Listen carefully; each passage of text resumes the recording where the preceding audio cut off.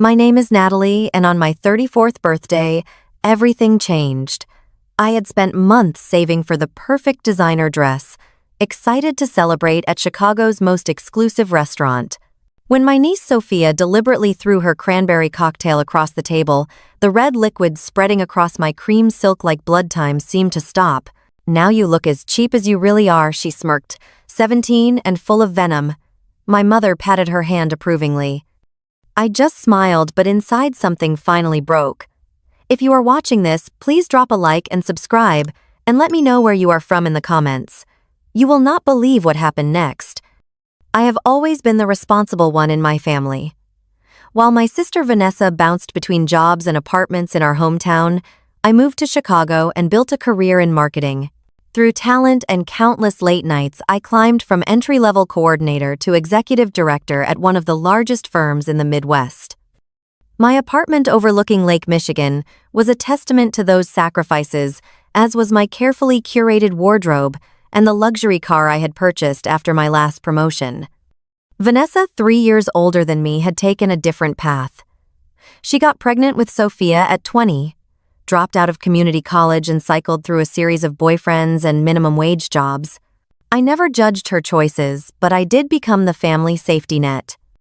Nat, the landlord, is threatening eviction. Could you help just this one time became a monthly call? My car broke down again. Sophia needs to get to her dance recital. Can you wire some money? The emergency credit card I added Vanessa 2 years ago was meant for genuine crises. Instead, it became her supplement for designer purses, weekend getaways, and restaurant meals she could never afford. Every month, I paid the bill without complaint. Family helps family right. When Sophia turned 16 and needed a car for school, I bought her one. Not just any car, but a safe, reliable sedan that I transferred into my name for insurance purposes. "You can use it until you graduate," I told her, watching her expressions sour at the word use rather than have. My mother Patricia enabled this dynamic my entire life. From childhood piano recitals where my perfect performance received a distracted nice job, while Vanessa's mistake-filled attempt earned standing ovations for trying her best, the pattern was established early. When I received scholarships to college, Mom said I was lucky. When I landed my first marketing job, she wondered aloud if I really had time for a career. The pattern continued into adulthood. My promotions were met with, "I hope you are not working too hard, sweetheart." My financial achievements were diminished with, "Money is not everything, Natalie." Meanwhile, Vanessa was doing her best and has such a big heart despite her repeated financial disasters. Last month, I received another promotion to Executive Vice President of Client Relations.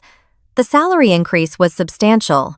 When I called to share the news, my mother said, "That is wonderful, honey. Did I tell you Vanessa is thinking about taking some online classes? She is so brave." That night, Vanessa called to congratulate me. "Must be nice," she said. "Some of us have real responsibilities, not just fancy offices." I could hear Sophia in the background making gagging noises. Despite everything, I loved them. They were my family, and I believed that one day they would really see me and be proud.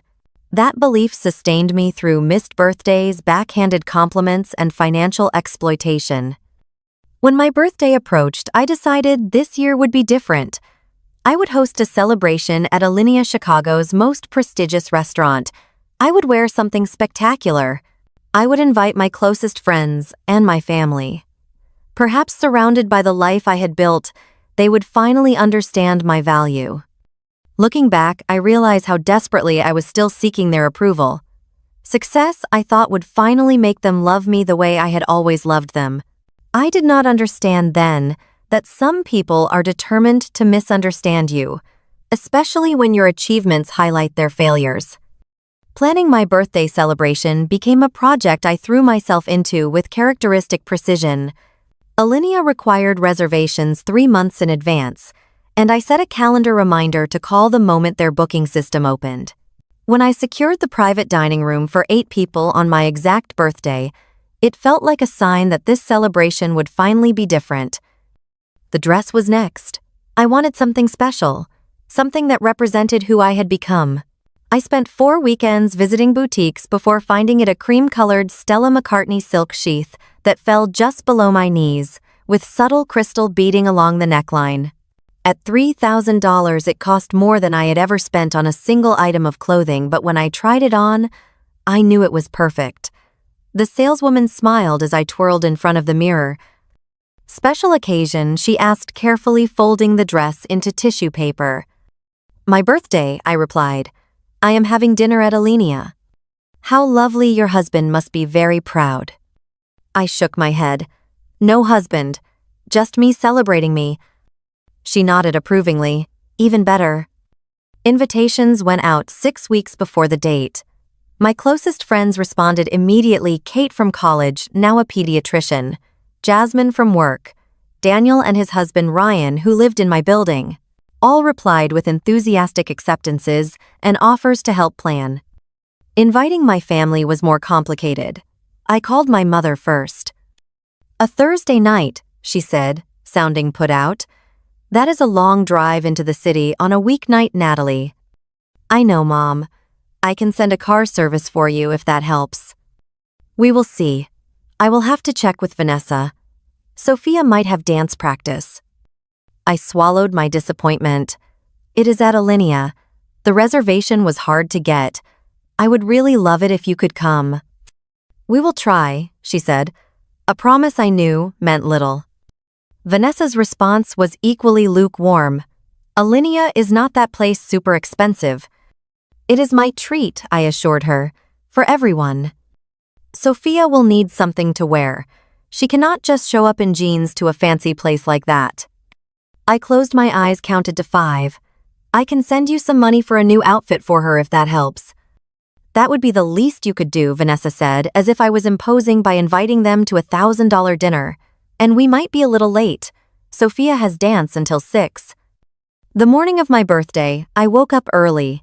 I had scheduled a full day of pampering, massage, facial hair, and makeup. As I sipped my morning coffee, I allowed myself to hope. Tonight would be different. Tonight, surrounded by the trappings of my success, my family would see me clearly for the first time. They would be proud. They would understand the hard work behind the luck they had always attributed to me. By 6 o'clock, I was ready. The dress fit perfectly. My hair fell in soft waves, and my makeup enhanced without overwhelming. I looked exactly as I had hoped: successful, confident, worthy of celebration. The restaurant staff greeted me by name when I arrived. "Happy birthday, Miss Wells. Your private room is ready, and we have the champagne chilling as requested." My friends arrived promptly at 6:30, bearing beautifully wrapped gifts and genuine smiles. Kate hugged me tightly, whispering, "You look absolutely stunning." By 7:15, we were seated at the table with no sign of my family. I checked my phone repeatedly as the first course arrived. "Should we wait?" Jasmine asked gently. I shook my head. "No, let us start. They will join when they get here." At 7:45, just as the second course was being served, my family finally arrived. My mother entered first, wearing the same dress she wore to every semi-formal occasion. Vanessa followed, looking irritated. Sophia trailed behind them already on her phone, wearing a crop top and mini skirt that was wildly inappropriate for the venue. "Sorry, we are late," my mother said, not sounding sorry at all. "Traffic was terrible." The staff smoothly reset their places and brought their first courses while we continued with our meal. The initial conversation was stilted. My friends tried to include my family, asking polite questions about their lives, but received minimal responses. "So Sophia, Natalie tells us, you are quite the dancer," Daniel said kindly. Sophia shrugged without looking up from her phone. "I guess." "She is extremely talented," my mother interjected. "Her teacher says she could go professional." Vanessa nodded proudly. "She just needs better training. The studio in our town is so basic." I recognized the opening. If Sophia is serious about dance, I could help look into summer intensives in Chicago. They have excellent programs. "We cannot all afford to live in luxury high-rises," Natalie Vanessa snapped. "Some of us have to make do with what we have." The table fell silent. Ryan caught my eye and raised an eyebrow slightly. I gave a small shake of my head. "Not now." As the evening progressed, the contrast between my friends and family became increasingly apparent. My friends asked thoughtful questions, shared stories that highlighted my better qualities, and generally created an atmosphere of celebration. My family sat stiffly, contributing little, except the occasional cutting remark. When it came time for toasts, Kate raised her glass first. To Natalie, who has been my rock for 15 years, your kindness is matched only by your determination. I am so proud to call you my friend. Others followed with similar sentiments. When it came to my family's turn, my mother simply said, "Happy birthday, sweetheart. 34 already. Time flies." Vanessa lifted her glass reluctantly. To my little sister, always reaching for the stars while the rest of us stay on the ground. Sophia did not bother to toast at all, too busy texting under the table. The gift opening segment was equally painful. Kate and Jasmine had gone in together on a beautiful leather portfolio embossed with my initials. Daniel and Ryan gave me a weekend spa package at a resort in Michigan. Each gift was thoughtful, personal, and accompanied by a heartfelt card. When I opened Vanessa's gift, I tried to keep my expression neutral. It was a scented candle from a discount store still in the clearance bag with the $10 price tag attached. The card, clearly grabbed from a gas station display, simply read, "Happy birthday, sis," with their names scrawled at the bottom. "Thank you," I said, placing it carefully with the other gifts. "This is lovely." "We cannot all afford fancy presents," Vanessa said defensively. "Some of us have real expenses." The dessert course arrived, an elaborate construction of chocolate and edible flowers with "Happy Birthday, Natalie" written in gold leaf across the plate. As the waiter described the components, I noticed Sophia's expression darken. She had been sullen all evening, but now there was something else in her eyes. Something calculating. The dessert presentation was a work of art, complete with a sparkler that drew attention from nearby tables. As everyone admired it, I felt a momentary flash of pride. This was my life, the one I had built from nothing. For just a second, I allowed myself to enjoy it without apology. That was when I noticed Sophia whispering to Vanessa, who smirked and whispered something back. My mother leaned in to join their private conversation, all three glancing at me with expressions that made my stomach tighten. "Everything okay?" I asked lightly. "Just fine," my mother replied. Sophia was saying how fancy everything is. I turned to my niece, offering an olive branch. "I am glad you could come, Sophia. I know weeknight events are hard with your schedule." Sophia looked directly at me for the first time that evening. "Yeah, whatever. Must be nice to waste money like this when there are people starving." Sophia, Vanessa said in a tone that contained no actual reprimand, "Be nice. It is your aunt's birthday." My friends exchanged uncomfortable glances. Daniel cleared his throat. "So Natalie was telling us, you might be looking at colleges soon, Sophia. Any thoughts on what you might want to study?" Sophia rolled her eyes. "Not everyone gets to go to college. Some of us have to work for a living." "Actually," I interjected carefully, "I have been putting aside some money for your education. There are some excellent dance programs that offer scholarships too." The table fell silent. This was news to everyone, including Vanessa, who looked suddenly confused. "What do you mean you have been putting aside money?" she asked. "A college fund," I explained. "I started it when Sophia was born. It is not huge, but it should cover community college at minimum, possibly more with scholarships." My mother frowned. "You never mentioned this before." I wanted it to be a surprise when the time was right, and now that Sophia is starting to think about her future, it seemed like a good moment to bring it up. Instead of gratitude, I watched as three faces hardened simultaneously. My mother pursed her lips. Vanessa's eyes narrowed. And Sophia, looking more angry than ever, gripped her water glass so tightly her knuckles whitened. "So you have just been sitting on a pile of money all this time while we struggled." Vanessa's voice had the dangerous edge I recognized from childhood arguments. "While I worked double shifts. While Mom had to remortgage her house to help me with rent." "That is not what I said." I began, feeling the evening slipping away from me. "I specifically set it aside for Sophia's education. It is in a trust." Always the savior, Vanessa sneered. Always making the rest of us look bad. My friends were now openly uncomfortable. Kate placed a hand on my arm supportively but said nothing. What could she say? This was family dirty laundry being aired in the worst possible setting. Let us just enjoy dessert, I suggested, attempting to salvage the celebration. We can discuss the college fund another time.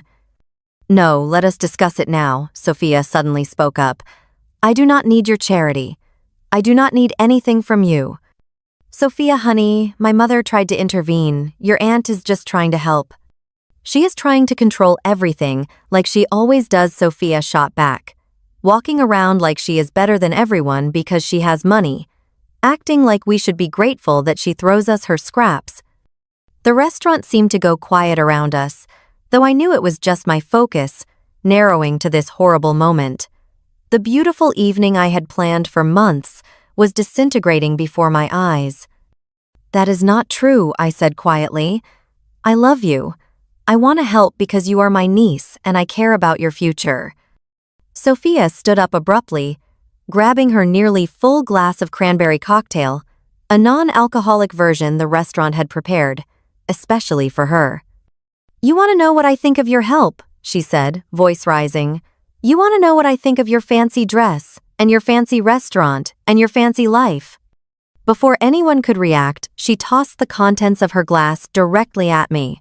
The cold liquid hit my chest and face, immediately soaking into the cream silk of my $3,000 dress. Red rivulets ran down the fabric, staining it irreparably. In the shocked silence that followed, Sophia delivered the final blow. Now you look as cheap as you really are. My friends gasped. Daniel half rose from his chair, but I put my hand up to stop him. The restaurant had definitely gone quiet now, every table aware of the drama unfolding in our corner.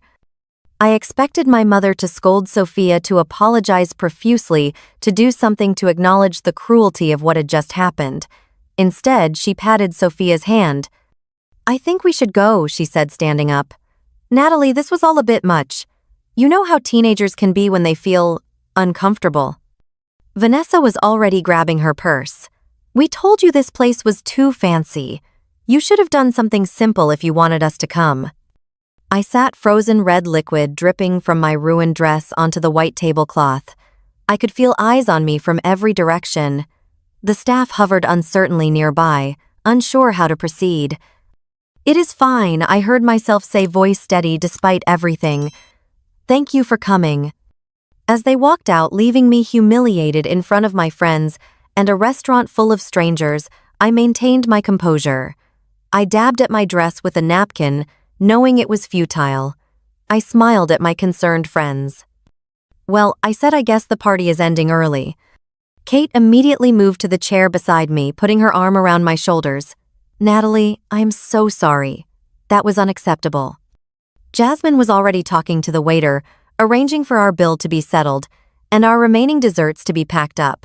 Daniel and Ryan flanked me protectively as we made our way out of the restaurant, my ruined dress drawing sympathetic glances from other diners. In the privacy of my apartment, surrounded only by my true friends, I finally allowed myself to cry. The dress was destroyed. The evening was ruined. But more importantly, the fantasy I had clung to for years, that my family might someday see and appreciate me, had been shattered beyond repair. As my friends offered comfort and outrage on my behalf, something hardened inside me. Years of financial support, emotional labor, and desperate attempts to win love had led to this moment of public humiliation. Something had to change. After my friends left, I sat alone in my living room, still wearing the stained dress. I picked up my phone and scrolled through my banking app, looking at years of transactions, tens of thousands of dollars flowing from my accounts to support my sister and niece. The credit card statements showed shopping sprees at high-end stores, spa days, restaurants, far nicer than Vanessa could afford on her own. Then I opened my social media and felt my blood go cold. Sophia had already posted about the incident, a blurry photo of me with the stained dress captioned, "When rich auntie needs to be taken down a peg. Number sorry, not sorry number." cheap as Faucha really looks. The post had dozens of likes already, including one from my sister. In that moment, something broke free inside me. The need for approval, the desperate desire for family love, the willingness to be used again and again, all of it fell away. In its place was a clarity I had never experienced before. I picked up my phone again and made 2 calls. The first was to my credit card company. The second was to my lawyer. Alone in my apartment, I finally peeled off the ruined dress.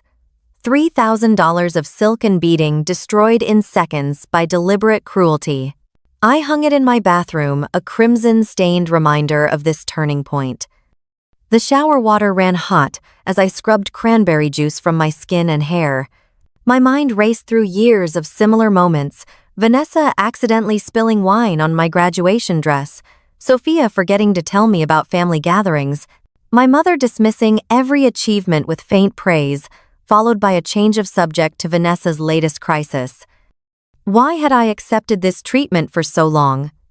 The question echoed as I wrapped myself in a robe and sat on the edge of my bed staring at nothing. My phone buzzed with text messages from friends checking in. "Kate, are you okay? Want me to come back over, Daniel? That was inexcusable. We are here for you." "Jasmine, just say the word and I will help you cut those toxic people out." I appreciated their concern but needed solitude to process what had happened and what I needed to do next. For the first time, I was seeing my family dynamic with perfect clarity. I had been the family ATM, the emotional support animal, the punching bag for their insecurities. Opening my laptop, I pulled up my financial records. The evidence was damning. In the past 5 years alone, I had given Vanessa over $78,000 in emergency assistance.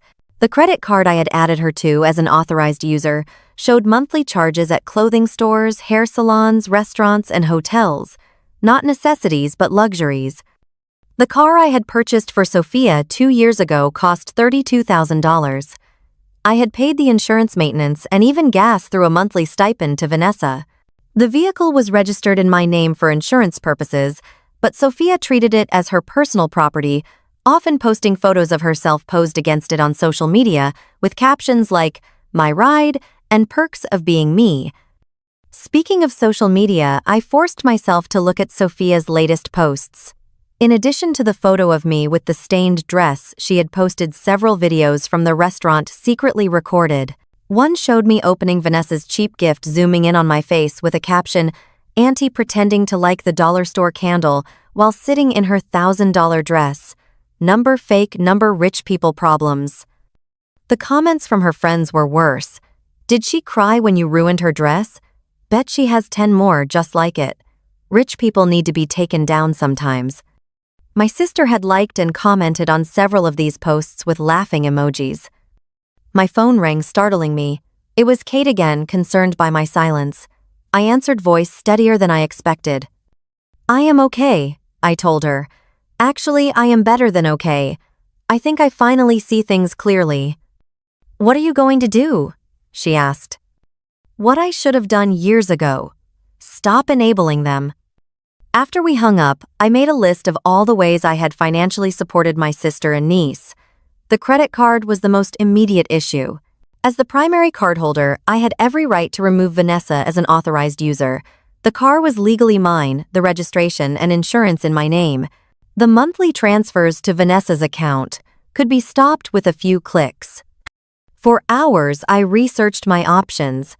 I called my credit card company and explained the situation. They were surprisingly understanding, immediately canceling Vanessa's card and issuing me a new one with a different number.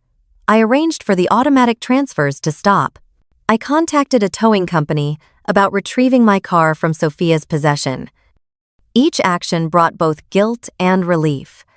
The guilt was old, programming the voice in my head that said family obligations were sacred, regardless of how you were treated. The relief was new, a lightness that came with setting boundaries that should have been established long ago.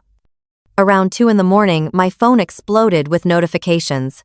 Vanessa had tried to use the credit card for a late-night fast food run and found it declined. Her text messages escalated from confusion to anger. "Card not working. Need you to call the bank. Hello, I am stranded at drive-thru. What the hell, Natalie? Answer your damn phone. Are you seriously doing this on your birthday? Real mature. I turned my phone to silent and went to bed. For the first time in years, I slept deeply without anxiety about my family's next crisis. Morning brought more messages, including several from my mother accusing me of being petty and vindictive. Your sister needs that card for emergencies, she wrote. Whatever happened at dinner is no reason to punish her financially. I did not respond to any of them. Instead, I called the towing company and arranged for them to pick up my car from the high school parking lot where Sophia would be leaving it while at dance practice. I provided the registration proof of insurance and explained that I was the legal owner reclaiming my property. We will have it at your building by noon, ma'am, the dispatcher assured me. I called my office and took a personal day. This confrontation would require my full attention. Then, I contacted my financial advisor to review my complete financial picture without the drain of supporting my sister's family. The difference was stark. Without those expenses, my retirement timeline could move up by nearly 5 years. At exactly 7:50 in the morning, my phone rang. It was Sophia, her voice high and panicked. My car is gone. Someone stole my car from the school parking lot. I took a deep breath. It is not your car, Sophia. It is mine. I bought it, I pay the insurance, and my name is on the registration. I have arranged to have it returned to me. The silence lasted 3 seconds before the explosion.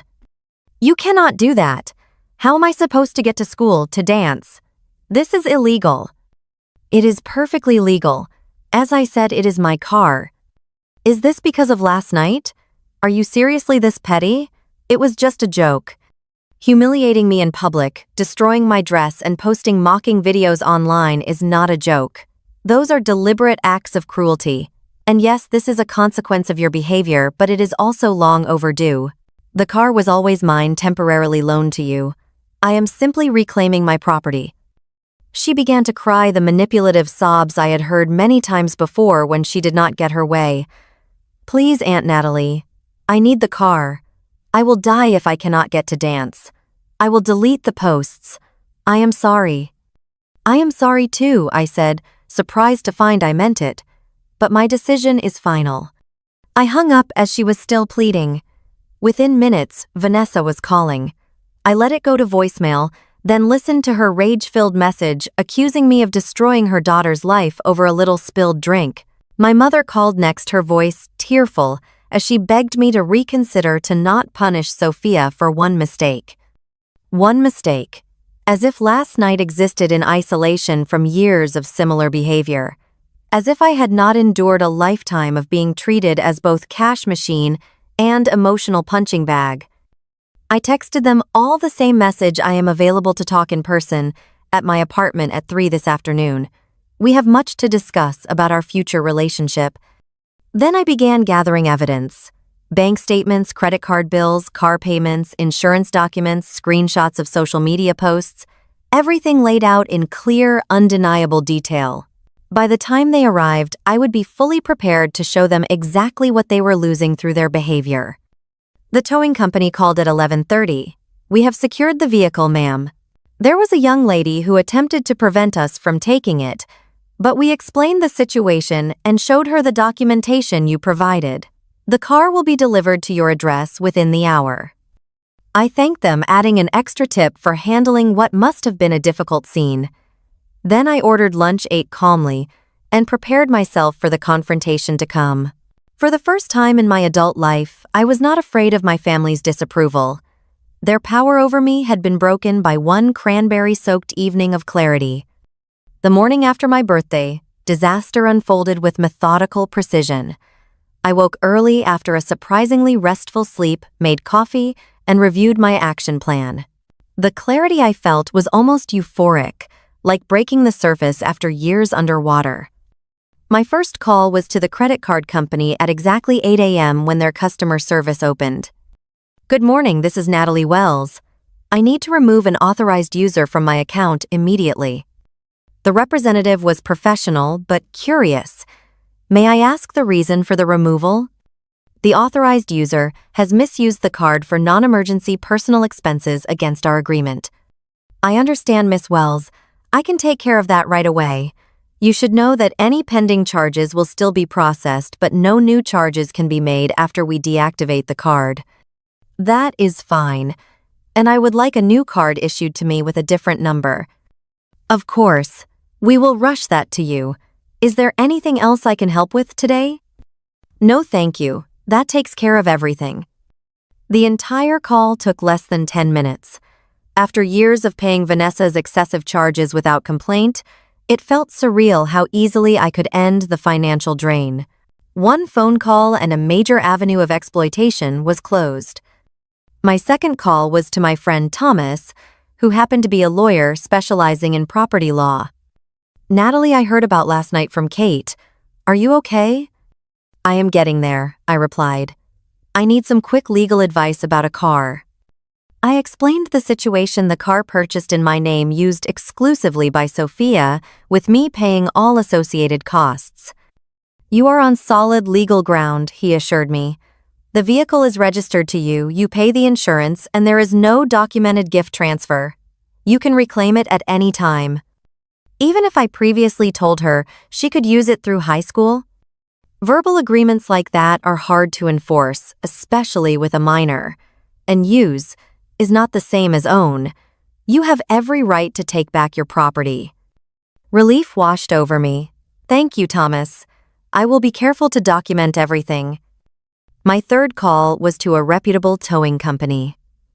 I explained that I needed my vehicle retrieved from the high school parking lot. I will need to provide proof of ownership, I said, already preparing to email copies of the registration and insurance. Yes, ma'am. We will need that documentation before we can proceed. I sent the files immediately, then scheduled the pickup for 7:30 a.m., knowing Sophia would be in early morning dance practice. Please be discreet, I requested. There may be some confusion about the ownership. We understand. Our drivers are trained to handle delicate situations. Next, I called my financial advisor. We had a standing quarterly meeting, but this could not wait. Janet, I need to review my financial commitments. I am making some significant changes to my family support arrangements. Janet had long questioned my level of financial support to my sister, though she had always been professionally tactful about it. I have time this afternoon if you would like to come in, she offered. Perfect. I will see you at 1. The final preparation was emotional. I sat down with my journal and wrote out exactly what I wanted to say to my family. No accusations, no recriminations, just facts. The total amount spent, the ungrateful responses, the public humiliation, the clear path forward. By 9:30 a.m. the first crisis call came through, Vanessa's voice shrill with panic. Natalie, my card was declined at the gas station. There must be some mistake. I took a deep breath. There is no mistake, Vanessa. I have removed you as an authorized user from my credit account. A stunned silence then. You did what? I closed your access to my credit card. Permanently. Because of last night. Are you serious right now? It was just a stupid dinner. It was my birthday celebration, and your daughter deliberately humiliated me, destroyed a $3,000 dress, and then posted mocking videos online. You liked and commented on those posts. But this is not just about last night. This is about years of financial dependence that has created an unhealthy dynamic between us. So, you are just cutting me off, just like that. How am I supposed to pay for anything? The same way other adults do, with your own money from your own job. Her tone shifted from outrage to pleading. Natalie, please. I have bills due next week. Sophia needs new dance shoes. Mom needs her prescription filled. The familiar guilt tugged at me, but I held firm. I am sorry you are in this position, but it is not my responsibility to manage your finances anymore.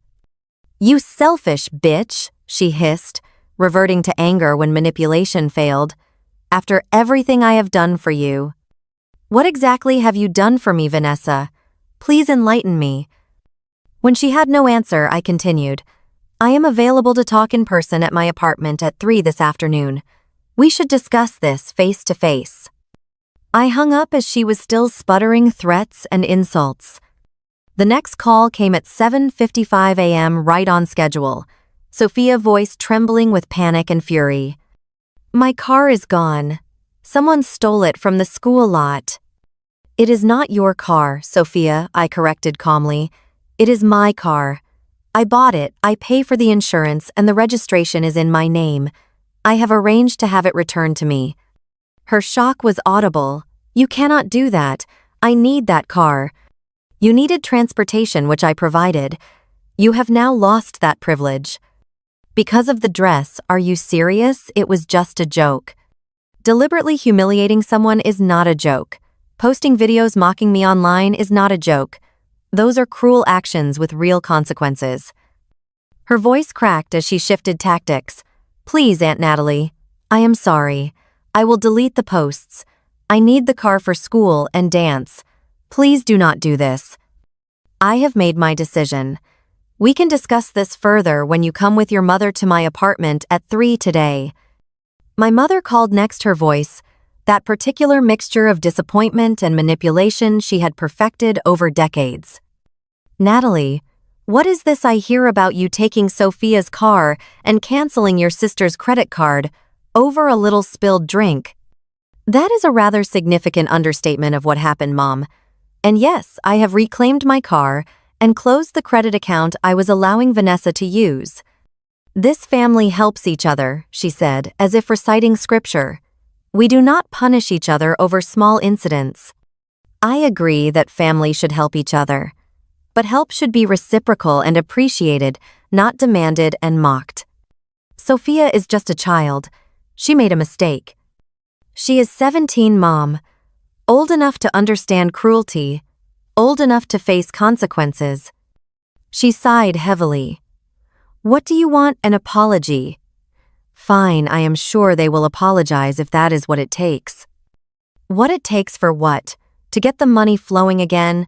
That is exactly the problem. Any apology given under those circumstances would be meaningless.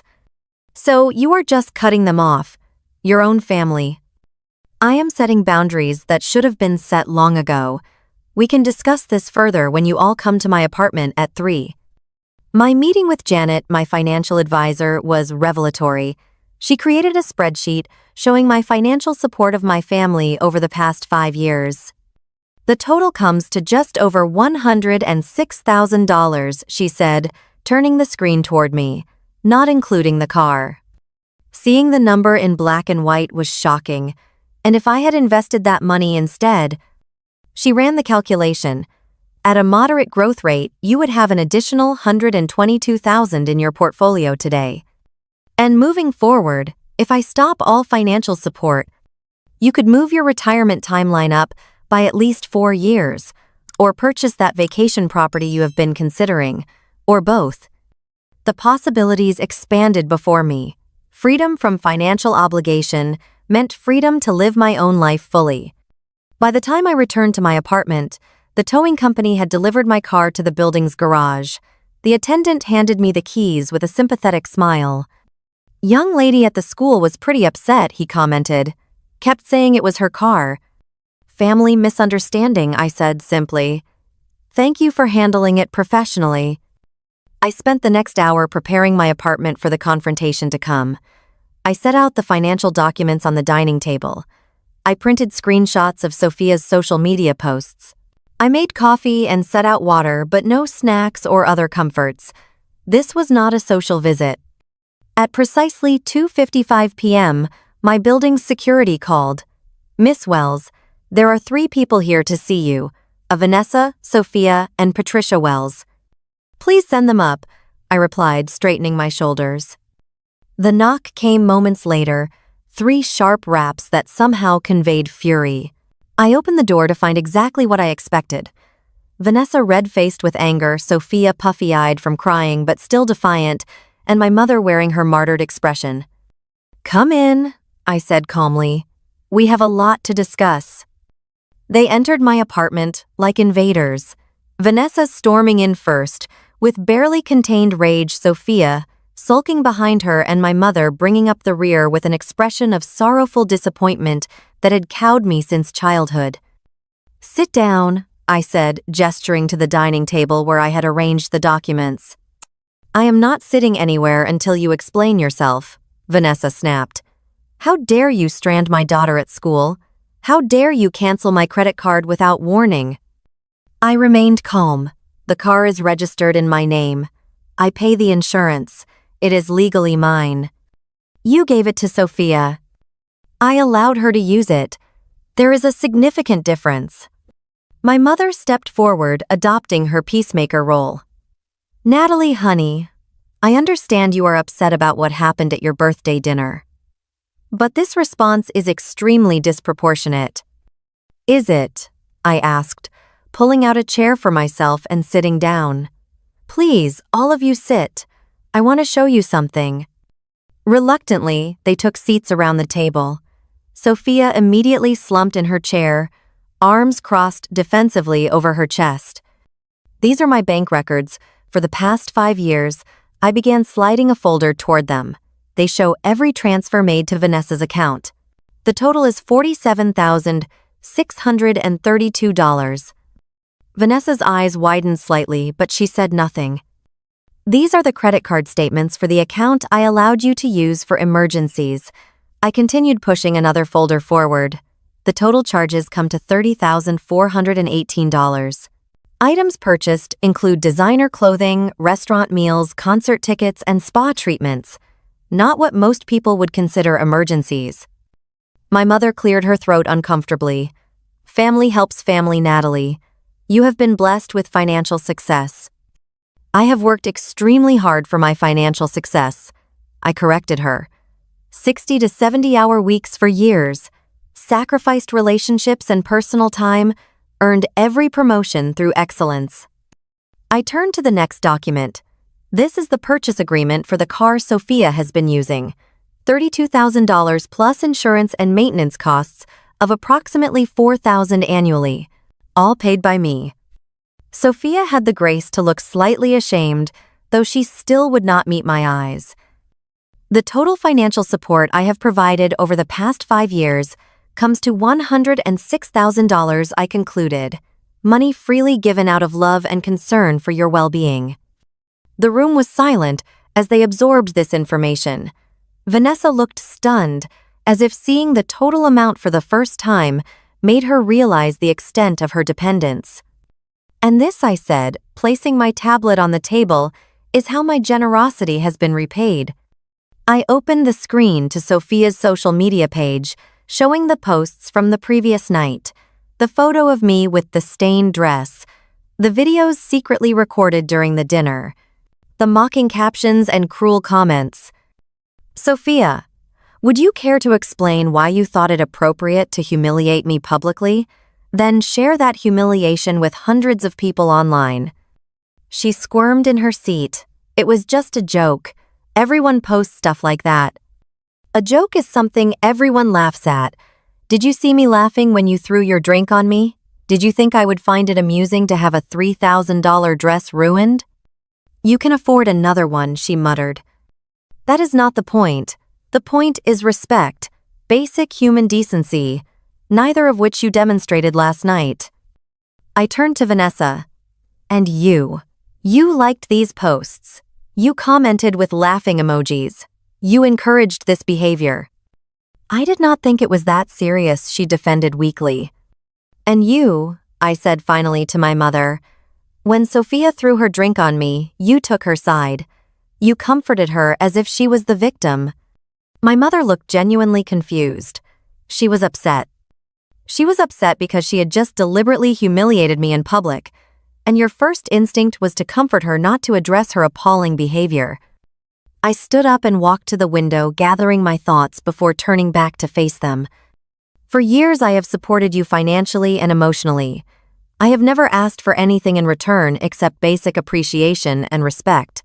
Last night made it crystal clear that I cannot even expect that much from you." Vanessa seemed to finally grasp the severity of the situation. "So you are just cutting us off, completely." "I am establishing boundaries that should have been in place long ago. The credit card is canceled, the financial support is over, the car is mine again. How am I supposed to get to dance? Sophia burst out. How am I supposed to get to school? The same way thousands of other teenagers do. Walk, take the bus, ask your friends for rides. This is not fair. Neither is being mocked and humiliated by someone I have generously supported for years. My mother tried a different approach.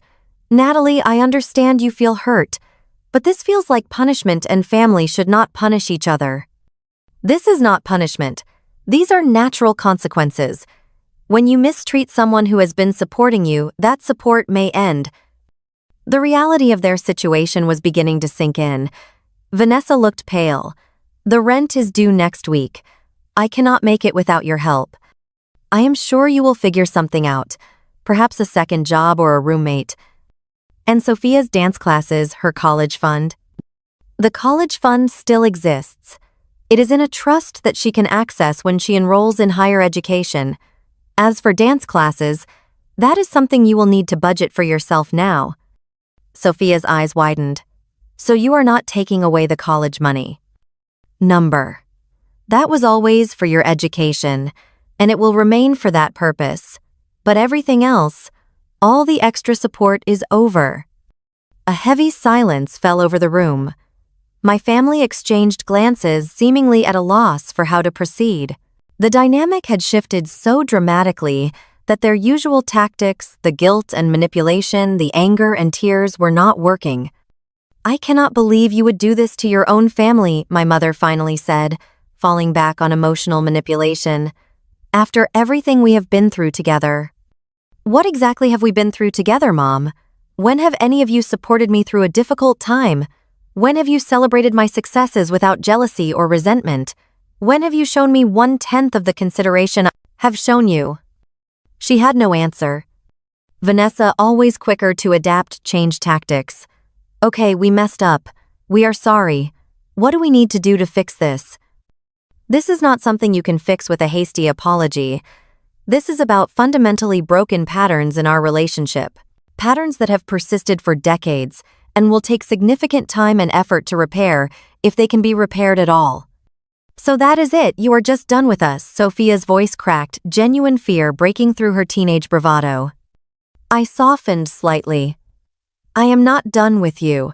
I am done enabling destructive behavior. I am done being an ATM. I am done accepting disrespect and cruelty as my due. I walked back to the table and gathered the documents into a neat stack. I would like each of you to take some time to reflect on our relationship, on what you have contributed versus what you have taken, on how you have treated me and whether that treatment reflects the love you claim to feel. For the first time, I saw uncertainty in my mother's eyes, perhaps even the beginning of genuine remorse. What happens now? She asked quietly. Now you go home and figure out how to live within your actual means. You create a budget that does not include my financial support.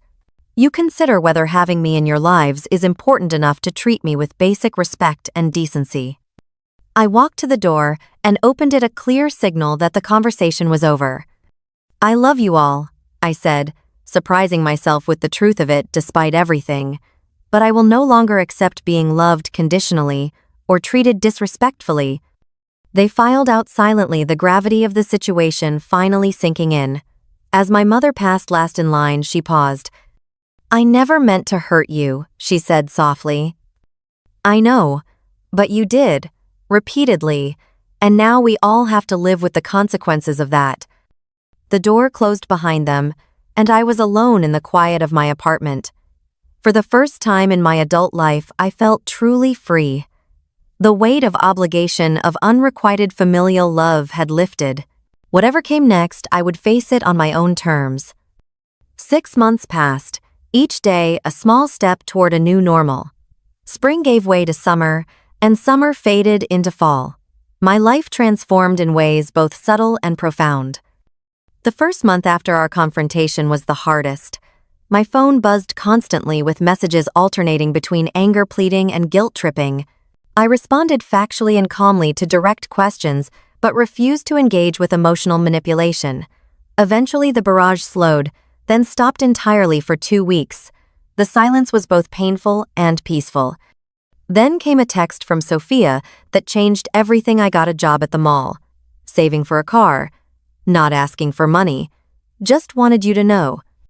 That simple message, free from demands or accusations, was the first tender shoot of something new growing from the scorched earth of our relationship. I replied simply, I am proud of you. That is not easy. Vanessa's transformation took longer. According to my mother, she cycled through rage, depression, and finally reluctant acceptance. 3 months after our confrontation, she found a better-paying job as an office manager and moved to a smaller apartment she could actually afford. When she finally reached out, her message was unexpected. Thank you for forcing me to stand on my own. I hate that it took this, but I needed the push. My mother was the most complex case. Decades of enabling Vanessa and dismissing me could not be undone quickly. We began with brief, carefully neutral phone calls once a week. She struggled to break old patterns, occasionally slipping into comments about how Vanessa and Sophia were suffering without my support, but I gently redirected these conversations every time. I am glad to hear about Vanessa's new job, I would say. That must be a relief for everyone. Slowly, my mother began to see me clearly, perhaps for the first time. She asked questions about my work, my friends, my life, with genuine interest rather than cursory politeness. During one call, she surprised me with an observation. You sound different, Natalie. Happier. I am, I replied. Setting boundaries has been good for me. I can see that now, she said thoughtfully. I wish I had been better at seeing you before. It was not quite an apology, but it was a start. By the 6-month mark, we had progressed to monthly family dinners, not at expensive restaurants but at my mother's house.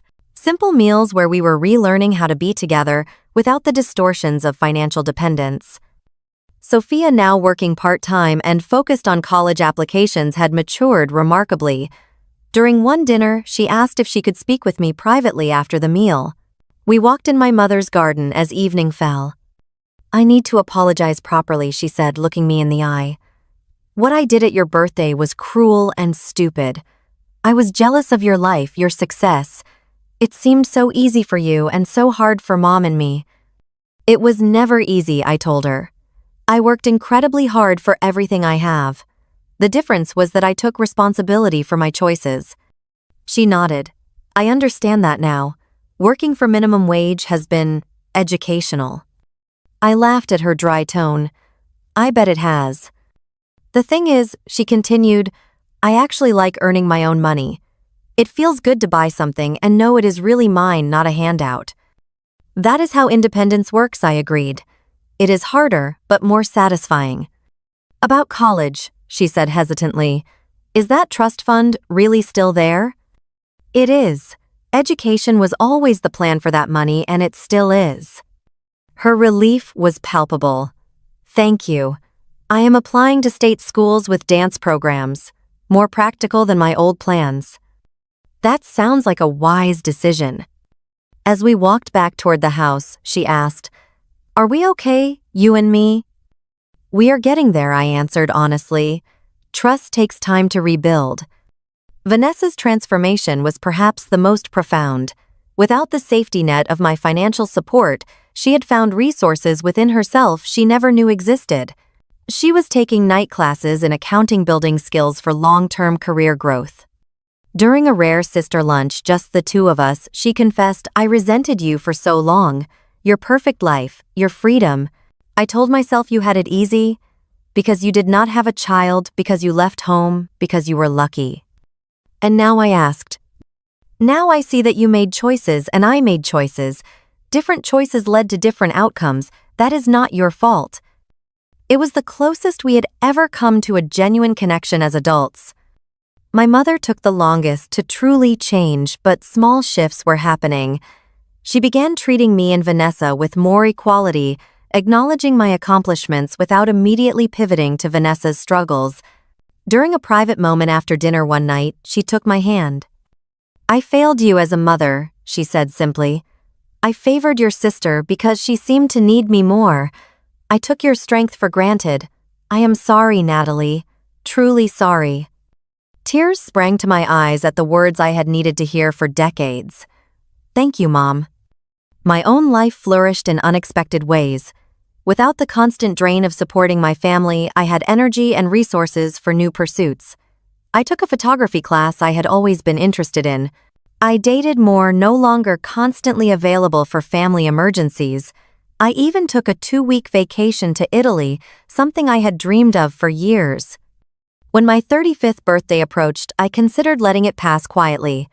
The memory of the previous year's disaster was still fresh, but Kate convinced me otherwise. You cannot let one bad experience rob you of celebrations forever, she argued. Just do it differently this time. So I planned a small gathering at my mother's house. No expensive restaurant, no designer dress, just family and close friends, a home-cooked meal, and genuine conversation. As we sat around the table, I looked at the faces of my family. Still imperfect, still learning, but trying now in ways they never had before. Sophia had made me a handmade card that showed real effort and thought. Vanessa had bought me a simple but thoughtful gift within her actual budget. My mother had prepared all my favorite foods from childhood. When it came time for toasts, my mother stood first, surprising everyone. To my daughter Natalie, she said, voice steady, who had the courage to show us all a better way to be family, who loved us enough to stop enabling our worst behaviors. I am proud of the woman you have become, and grateful for the chance to truly know you now. Glasses clinked as emotions ran high around the table. The journey had been painful, but the destination was worth it. We were building something new, from the ashes of unhealthy patterns, something based on mutual respect, rather than dependence and resentment. Later that evening, as guests began to leave, Sophia approached me with an envelope. I saved from my job, she said, handing it to me. It is not much, but I wanted to repay you at least symbolically for the car and everything else. Inside was $200 in carefully counted bills.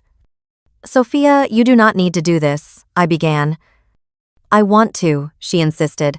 It is important to me, to show you I understand now. I accepted the envelope with the gravity it deserved, recognizing it not for its monetary value, but for what it represented: accountability, growth, respect. As I drove home that night, I reflected on the lesson of the past year. Sometimes the greatest act of love is saying no. Sometimes the hardest boundaries are the ones most necessary for growth, and sometimes family has to break before it can be properly rebuilt. The relationship with my family was still healing, still evolving. There would be missteps and old patterns to overcome. But for the first time, I felt hopeful that we were moving toward something healthier, something based on mutual respect, rather than obligation and resentment. The journey had been painful, but necessary. By standing firm in my worth, I had given my family the opportunity to rise to their best selves, rather than continuing to sink into entitled dependence. And I had given myself permission to be valued, respected, and truly loved. If you have ever dealt with entitled family members or struggled to set boundaries with loved ones, please share your experiences in the comments below. How did you handle it? What worked for you? And if you enjoyed this story of family transformation, please like, subscribe, and share with someone who might need to hear it. Remember, sometimes the hardest choices lead to the most necessary healing. Thank you for listening to my story, and may you find the strength to create healthy boundaries in your own relationships.